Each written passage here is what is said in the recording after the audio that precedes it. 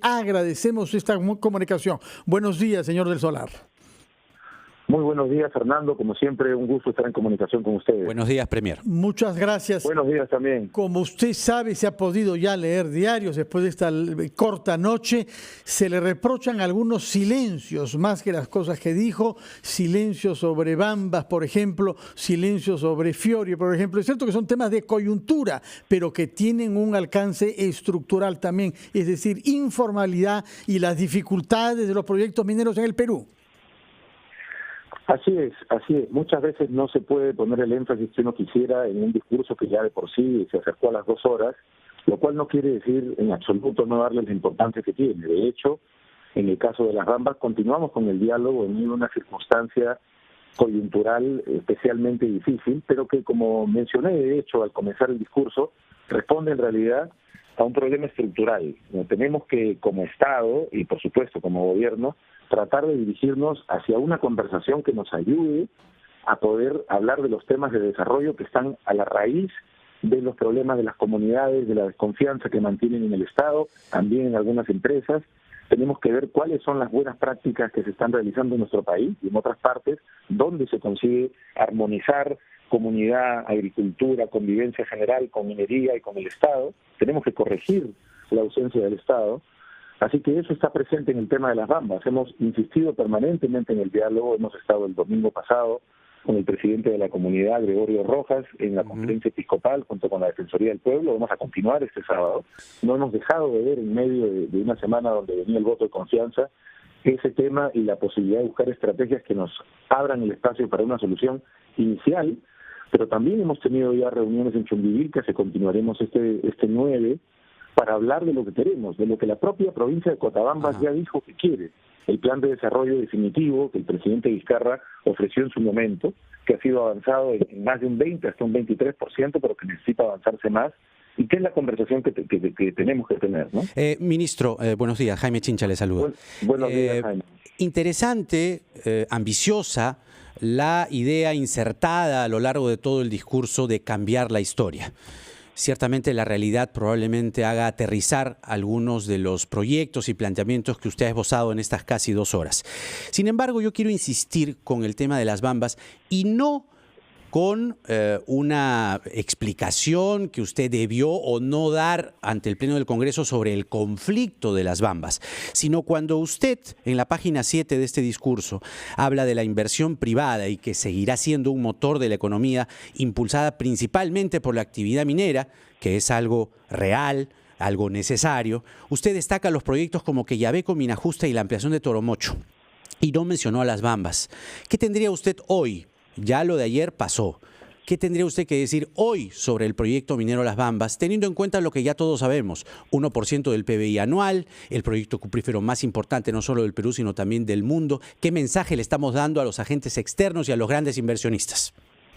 Muchas gracias por la pregunta, Jaime. De hecho, Las Bambas es una prioridad para el Perú y en este momento se encuentra ante un problema que esperamos sea considerado una anécdota en el camino, sin dejar de entender que, como decía hace un momento, refleja problemas más profundos que tenemos que resolver ahí mismo, como insiste Jaime, y en otros lugares. Tenemos la confianza, como estaba mencionando hace un instante, de que alrededor del proyecto de las Bambas, y lo han mencionado los propios comuneros con los que he conversado en persona, no hay oposición al proyecto. Hay problemas que resolver, como tantos otros problemas que resolver en otros ámbitos, pero no hay, así como hemos hablado con los APUs de las 5 cuencas, que no se oponen a la explotación petrolera, sino que quieren encontrar mejores condiciones para convivir con esa explotación, no hay en Chalhuahuacho, no hay en la provincia de Cotabambas ni en Chumbivilcas una oposición al proyecto. El proyecto tiene que seguir, tenemos que encontrar maneras para que haya una armonía mayor. Tenemos que buscar una forma, y en eso hemos avanzado ya en las conversaciones, para asfaltar tan pronto como sea posible, superando estos problemas del momento, toda esta vía de 354 kilómetros, de forma que al menos los problemas de vibración, de polvo, disminuyan, y tenemos que encontrar la forma, como decía, de que vayamos a la conversación grande, incluyendo esta, pero no restringiéndonos a esta. Y la conversación grande es la puesta en práctica de todo este plan, de más de 2.600 millones, que tiene que transformar, junto con la fuerza de un proyecto como Las Bambas, la realidad de una región como Apurímac. Esperemos que así sea, primer ministro. Otro de los reproches que se le ha hecho es la ausencia, por lo menos relativa, de un espíritu de reformas sobre temas tributarios y temas laborales. ¿Es porque piensa que no tiene tiempo para hacerlo, porque no quiere tener más enemigos, o es porque se están madurando las propuestas?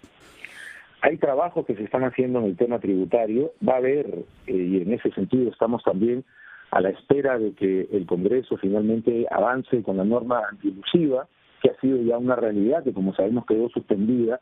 La sola norma antielusiva permitirá, de acuerdo a estimados del Ministerio de Economía y Finanzas, crecer en medio punto y quizás más respecto al PBI, gracias a la recaudación adicional.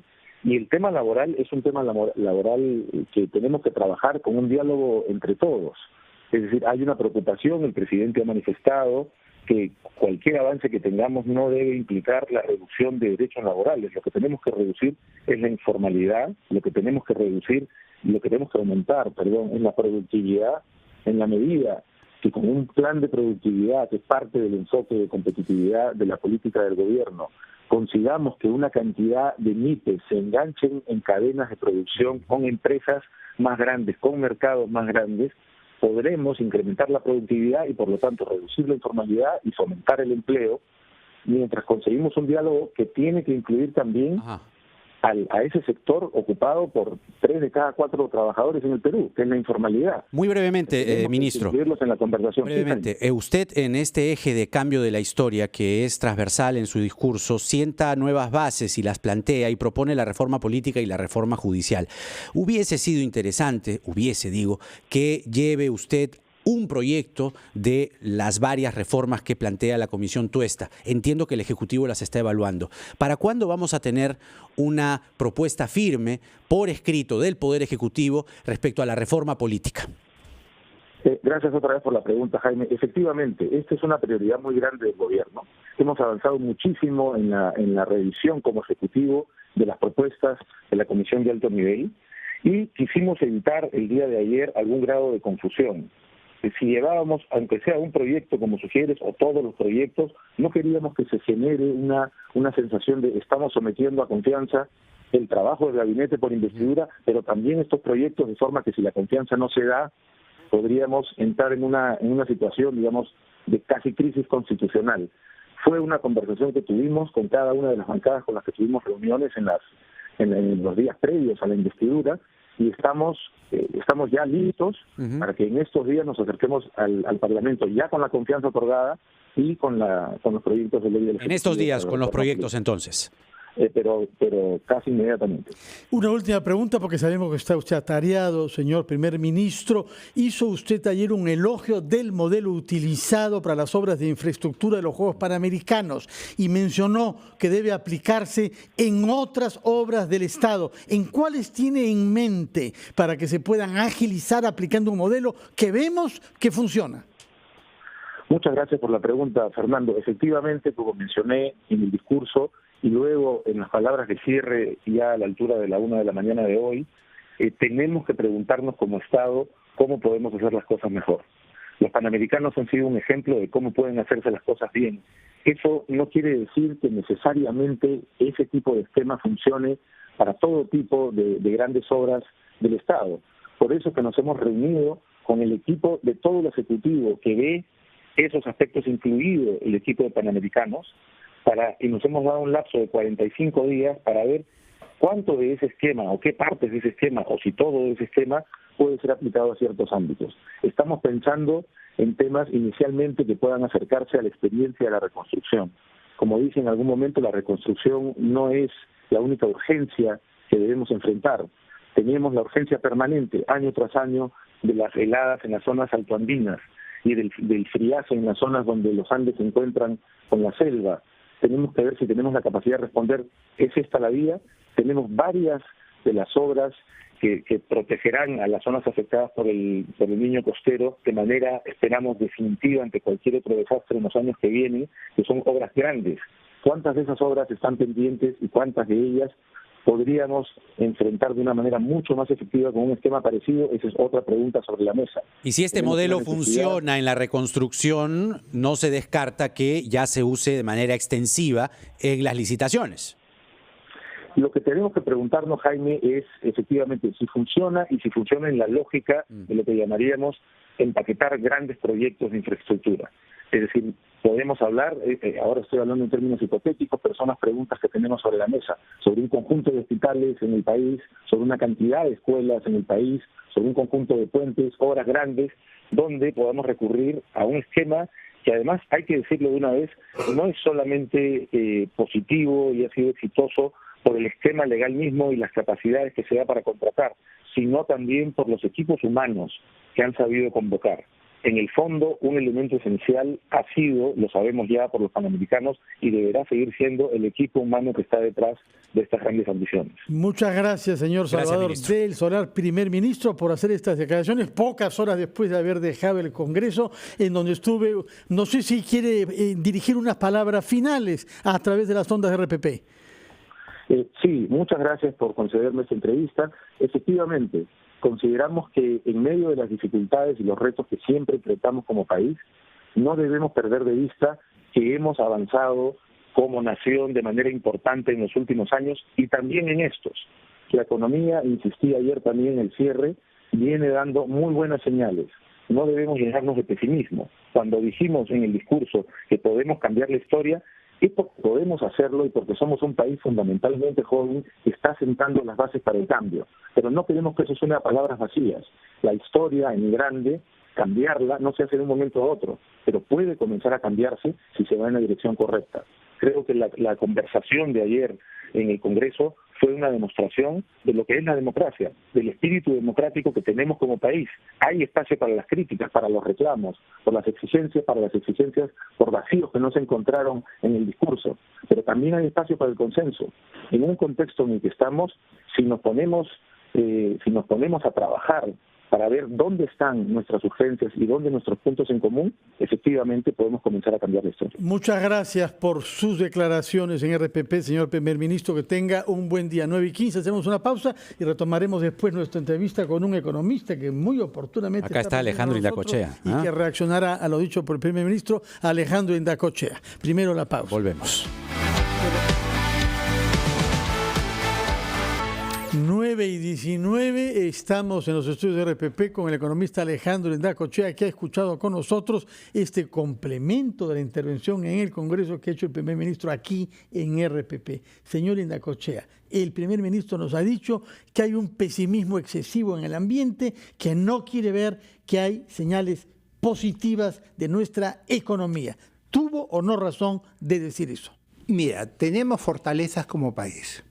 Reservas impresionantes que nunca le hemos tenido en la historia, inflación baja, a pesar de todo, expectativas de proyectos de inversión. Si relanzáramos eso, tuviéramos un crecimiento impresionante. Claro, pero ha dicho dos cosas, reservas y proyectos de inversión. Proyectos. Pero las bambas se convierten en un asunto te dan neurálgico. una pésima en señal tanto ante el los mundo. agentes externos, los agentes internos, los grandes inversionistas ven que no hay una solución, dicen, bueno, no arriesgamos estos proyectos y se acabó. Y todos son se muy enfrían. sensibles a eso. Por eso Ahora, pues. el primer ministro tiene que estar consciente que solo le queda un año. Porque el segundo año es político. Y para la reforma política fundamentalmente, porque estábamos recordando con Fernando, las cosas las hace un ahora. año antes de la elección poder presentar proyectos de reforma política. Y tengo la impresión que la reforma política la están postergando para que en el último año ya no se haga nada y quedemos como estamos. ¿Así? ¿Esa es tu impresión? Ahora, regresando a las bambas, que es su tema de especialidad como economista, ha quedado claro que es una prioridad en la mente del primer ministro y dejó comprender que si no había enfatizado el tema es por la responsabilidad del diálogo que tiene que liderar mañana con la comunidad de Fuerabamba. ¿Ha quedado satisfecho con esa explicación o sigue reticente? Creo que esto nos debe llevar a repensar un esquema diferente, un esquema distinto. Mira lo que pasó en el oleoducto de Alaska. Cuando vinieron a comprarle las tierras para el oleoducto de Alaska, los indígenas respondieron y dijeron, la tierra no se vende, es de Dios. Y lo que hicieron fue darles una participación accionaria. no para que vayan ellos. Nombraron un directorio independiente y participan, se sienten partícipes del proyecto. ¿Crees que una Entonces, solución podría ser cambiar de raíz el marco legislativo y hacer que el subsuelo no sea propiedad del Estado, sino de las comunidades? Tenemos que conversar, tenemos que dialogar, ver otras opciones. Estamos enfrascados en una opción del pasado, con un sistema de canon, de regalías que queda restringido, que la gente no lo asimila. ¿Pero crees que el subsuelo es una propuesta Esa es una propuesta razonable? viable que funciona en varios países, ¿no? Ahora, dentro de este programa de inversiones urge conectividad digital. Yo estoy muy preocupado. El mundo marcha hacia 5G, 1000 veces 4G. A manera de referencia, si uno ve la velocidad de inserción, son 2.4 megabits por segundo. Singapur tiene 50. España, Movistar ofrece 20 en España. ¿Cómo vamos a lograr la transformación digital que todos los días lo vemos en anuncios? Indudablemente. Otro punto en que quizá usted tiene menos facilidades para contestar es el tema de la reforma tributaria, puesto que cuando se lo preguntamos al primer ministro, él contestó elusión. Vamos a hacer esta norma sobre elusión. Su posición frente a esta muy debatida norma. Mira, Fernando, la reforma tributaria fue exitosa en los 90. Esa fue la verdadera reforma tributaria. Era un antro de corrupción. ¿O no había nada? Stella, un economista, consiguió dinero del Banco Mundial, jubiló 3 niveles, jubiló gente, trajo los mejores cuadros competentes de las universidades. Hoy día, 20 años después, tenemos que reformularlo, 30 años. ¿En qué términos? ¿Qué es lo que hay que cambiar? Porque, repito, el primer ministro se refirió sobre todo a la ley antielusión. Exoneraciones a universidades. Yo no me opongo a exoneraciones de universidades. No lo van a despedir pero tenemos del que centro. preguntarnos si cumplen o no cumplen. Hay que ver si cumplen o no cumplen con su objetivo. Exoneraciones en la Amazonía. Un CERTES que viene totalmente indiscriminado, que fue válido en aquel entonces. Yo importo un botón y me devuelven el CERTES sobre toda la camisa. Y por otro lado, la SUNAT se cae el sistema cada rato y tiene que ponerse con los restos tributarios del momento. Tiene que adaptarse en centros offshore, blockchain, tecnologías de Big Data. O sea, en otras palabras, a manera de referencia, tú declaras en la aduana 10 millones para pagar impuestos. Te encuentras movimiento bancario, para eso sirve la base de datos de la OECD. Y te dicen, usted pagó 15, las 5 de diferencia se lo recargamos. Sigue sin contestarme sobre la ley antielusión. Ya temía yo, que ahí tenía la ley antielusión, tenemos que encontrar un equilibrio. Eludiendo la ilusión. Porque yo participo en directorios, ¿sí? Y tiene que haber una responsabilidad de los directores. Yo estoy eso convencido. No podemos salvarnos. A mí me ha sucedido en directorios en donde he llegado, disculpen que cite mi experiencia personal, y le he dicho hasta acá llegamos, yo no me voy a hacer responsable de eso. Claro. Entonces tenemos que encontrar un sistema flexible, pero tiene que haber una responsabilidad de parte de los directorios. Contrario a lo que opinan mis amigos de Confiep. Claro. Quedó un tema pendiente en el segmento anterior sobre las cifras que el ministro expuso ayer, que el famoso bono demográfico, tenemos una proyección a 5 o a 15 años. Pero aterrizando eso, con lo expuesto, con las proyecciones, ¿hay futuro? No. Estamos marchando contra la historia, contra el mundo. En el mundo ahorita hay un envejecimiento poblacional, la gente vive más. La gente de las AFPs que tiene otro nivel de ingreso, hay una estadística que señala que viven 92 años y 92 años las mujeres y 87 los hombres. Si tú le das su jubilación a los 50 años, ¿con qué van a vivir los 30 años? Con ello. O sea, está marchando contra la historia. Lo que hace es, en el mundo se amplía el periodo de jubilación, ¿ya? Y se alarga. Y acá lo que hace es acordar lo que se lo lleven antes. ¿Con qué vamos a vivir? ¿Vamos a estar en un 2030 recogiendo a la gente de la calle? ¿O haciendo la carga a los familiares? Es que ese es el problema. La proyección que ha hecho del Solar con el famoso bono demográfico, proyectado por la CEPAL, que en 15 años en América Latina desaparece, terrible. Es que va a haber más gente mantenida. Ese Congreso tomó una medida populista y, contrariamente, no hicieron nada con las AFPs. No han hecho ninguna reforma en las AFPs, porque las AFPs yo hubiera exigido un sistema de pago en rentabilidad. Si tu fondo gana, te cobro comisión. Si pierde tu fondo, no tengo por qué cobrarte comisión. Eso no lo han hecho. Señor Indacochea, usted es un economista con experiencia en empresas y mira usted el Estado por dentro. Las cifras que ha dado sobre exportaciones pasadas $60.000 millones, ¿le parecen viables? Viables. ¿Qué hace falta para dar ese salto de 48 a 60? Si solamente impulsas, tía María, con una decisión política, porque curiosamente los gobiernos regionales, por ley, no tienen facultad para proyectos grandes. Ya, pero ojo con tía María, que ya está comenzando a aprender el conflicto, de nuevo. Ambas, estás hablando del norte galeno, La Granja, Michiquillay. Tranquilamente podemos en 8 años estar superando a Chile. Ojalá. Ahora dígame una cosa, más allá de la base minera de nuestra economía, ¿la diversificación productiva es una mala palabra para los economistas liberales? Mira, te voy a comentar lo siguiente. Este es un dilema, esta es una discusión que tenemos durante más de 50 años. Renunciar a explotar la minería es que como Arabia Saudita renunciar a explotar el petróleo. Imposible, es lo que tenemos. Sobre eso que tenemos que sembrar capital humano, sacar regalías, canon, e invertir en educación. No podemos tener esos índices de educación con comprensión de lectura tan baja, donde terminan los alumnos de educación secundaria y primaria y el 25-30% no entiende lo que se le presenta. El problema de la diversificación productiva como teoría no es mala. El problema es que sectores antimineros, antiinversión, lo han cogido como bandera para decir, ya ves, puedes hacer otras cosas y la minería, chau. Pregunta, ¿la meta del gobierno al 2021 de reducir la pobreza al 18% y pobreza extrema al 2.5%, viable? Con inversión. Ahora, un detalle en la diversificación productiva. Hoy día la industria en el mundo está desapareciendo. Es China. La China no hay industria americana. Compran Volvo.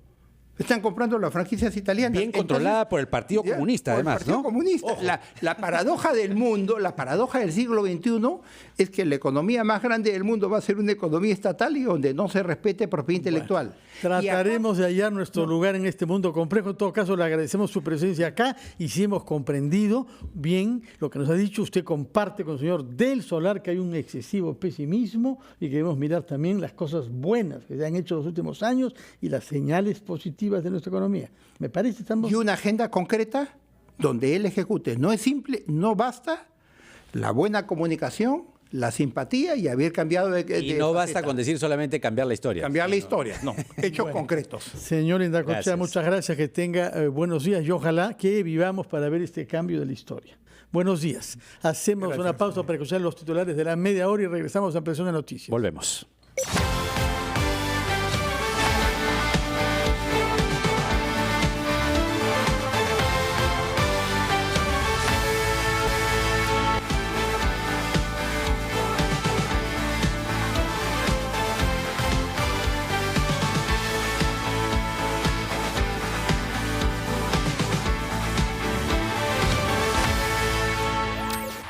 Son las 8:34, recibimos ahora a un hombre de terreno, un apurimeño que ha sido congresista por Apurímac y 2 veces alcalde de la ciudad más grande de Apurímac, que sin embargo no es la capital, Andahuaylas, el señor Edgar Villanueva, abogado por lo demás, al que queremos preguntarle de frente, ¿cómo enfocaría usted el diálogo mañana entre gobierno y la comunidad de Fuerabamba, representada por Gregorio Rojas, que ha hecho declaraciones un poco relativamente matizadas, porque la República de hoy da cuenta de que él ha echado la culpa a los asesores de una postura maximalista en función de la cual querían extorsionar a la empresa para sacarle 500 millones de soles.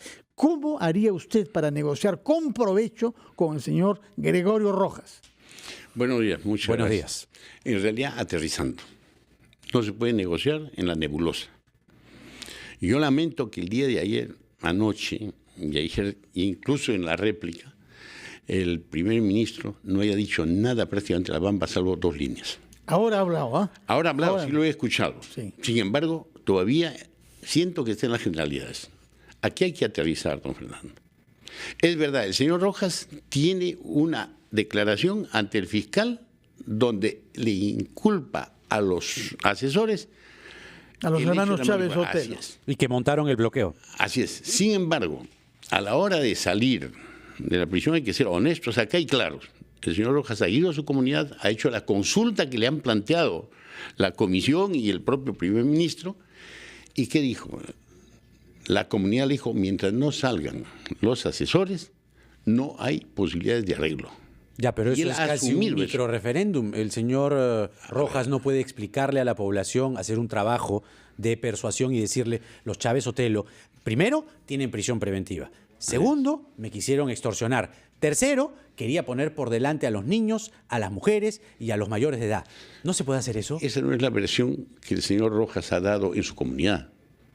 Él ha dicho que ha sido abusivamente detenido, él ha dicho con toda claridad que ha sido atropelladamente detenido, que ha sido una injusticia y que sale ahí, y lo ha dicho con claridad, que él es una persona que se adhiere a todo lo que la comunidad le dice. Entonces hay dos Gregorios Rojas. Así es. Uno que declara a la fiscalía y el otro que va a la comunidad. Y entonces, el señor Gregorio Rojas viene con una decisión de la comunidad, seamos honestos y claros. Entonces, si no, vamos a caminar mal.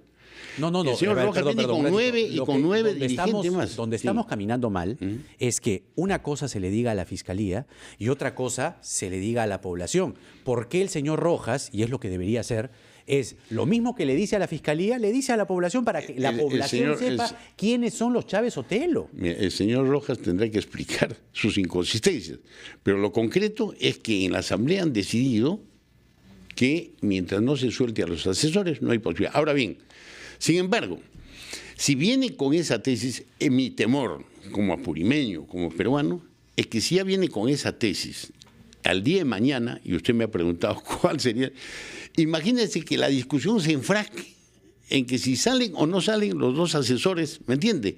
Eso sería imposible e inviable. ¿Cómo lo evitamos? Por ejemplo, Mire, ¿cuál es la palabra de los alcaldes de las 7 provincias de Apurímac?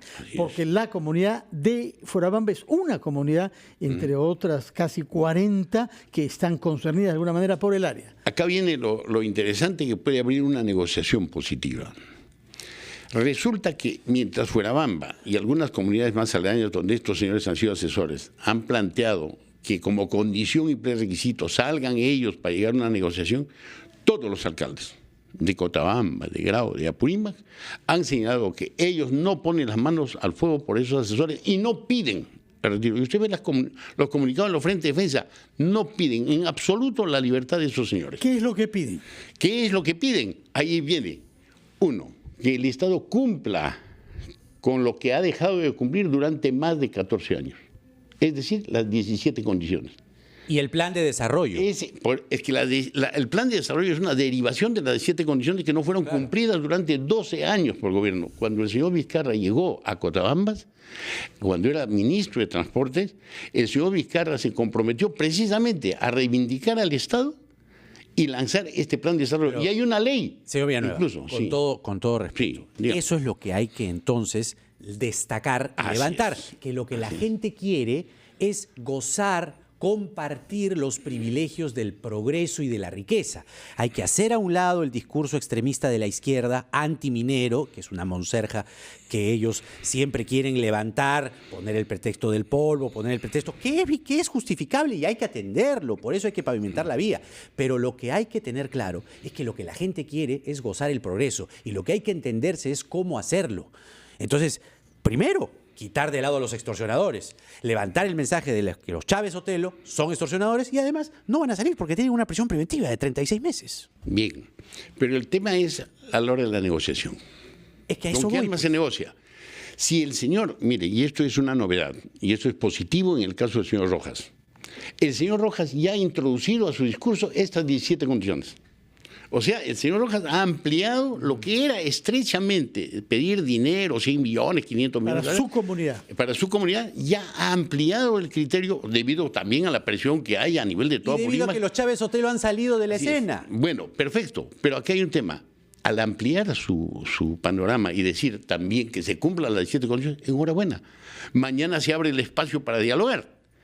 Mañana se abre el espacio y dice, señor, muy bien, usted no puede poner en vilo, ¿no es cierto?, al país por 2 asesores. O sea, no puede ser prerequisito que salgan 2 ¿Qué margen asesores. de acción tiene Gregorio Rojas para dar ese paso? El que Usted, tiene como tomada, alcalde el provincial, que cuando ha tiene tenido que tomada la negociar carretera. con comunidades, Así es. ¿cómo hace? El que tiene que tomar la carretera, ese es su margen de acción. Es decir, y lo tienen más de 50 días. Y es Por más, eso, acá hay responsables. Mire, Para por empezar favor, hay que desbloquear la vía. ya, un momentito, a ver, lleguemos a un acuerdo, porque acá hay responsabilidades.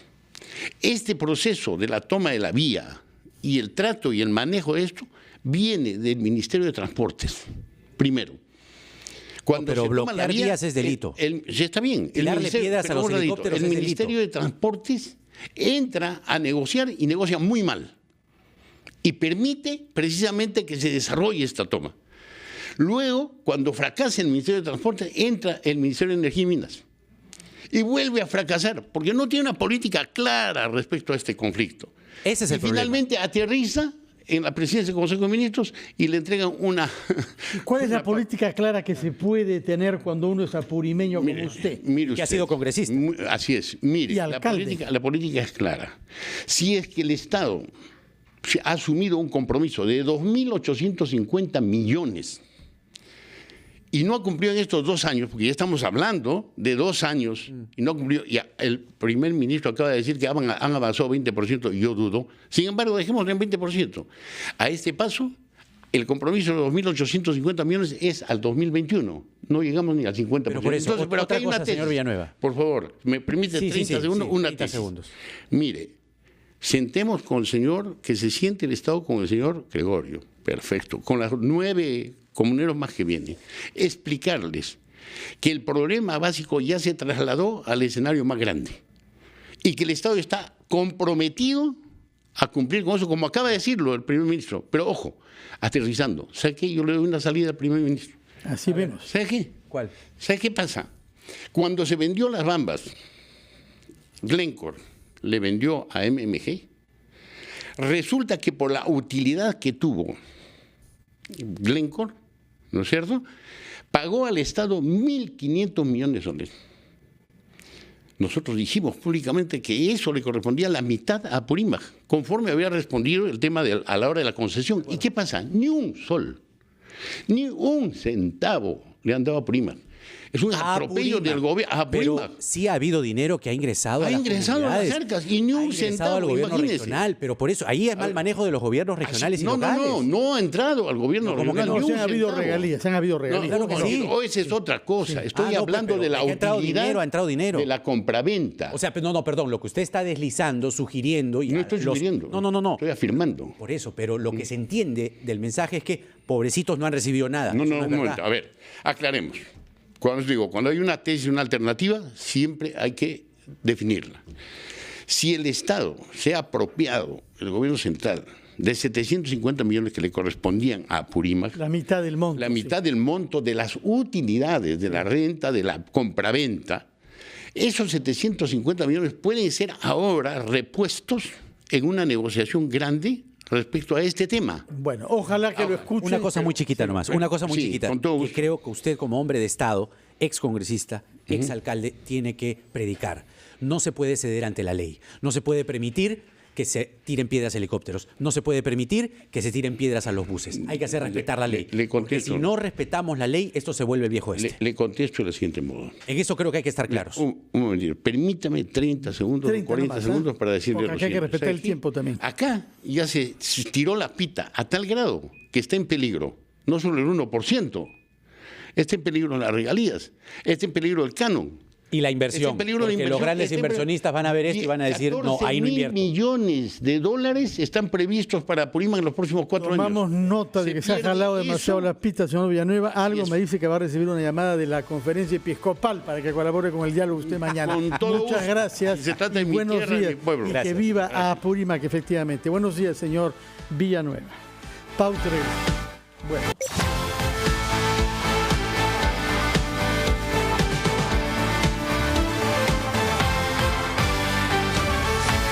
Cuenta minutos de la mañana, esto es Ampliación de Noticias. Nos vamos inmediatamente con Andrea Amezquita, que tiene información de un anuncio muy importante que está haciendo el alcalde de Lima, Jorge Muñoz. Relanza la vía expresa sur. Andrea, adelante.